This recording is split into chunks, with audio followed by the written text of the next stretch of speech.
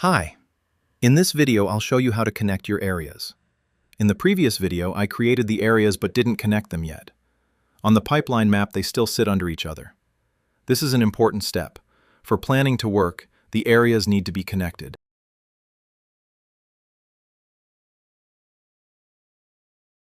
On the first area, rim forming, the Edit button brings back the panel we saw when creating it. Now we focus on two sections, the previous and the next area. There's no previous area since this is the first, so I only set the next one. I connect the rim store buffer and save.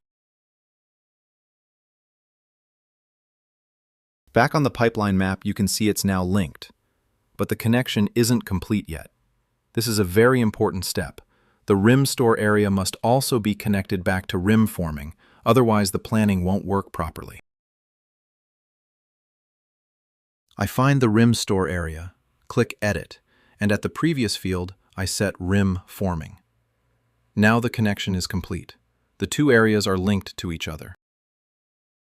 Next, I connect the wheel assembly area to rim store. Edit, set rim store as the previous area, save. Then on rim store, I set wheel assembly as the next, and save. If you already know how the flow is built up, you can do this all at once. You don't have to set each area separately. I'm only doing it step by step so it's clear how the areas connect.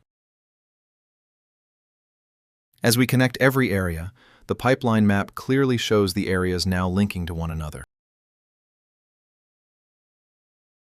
In the end, a complete production flow takes shape. You can connect several areas to one. Both rim store and hub store feed into wheel assembly, and our three buffers all feed into final assembly. That's the essence of parallel production. Multiple areas connecting into one, and the visual handles it. This is how the areas connect, and they also appear in the top row, now in order, all the way to the finished bike store. Thanks for joining me. In the next video, we'll keep going.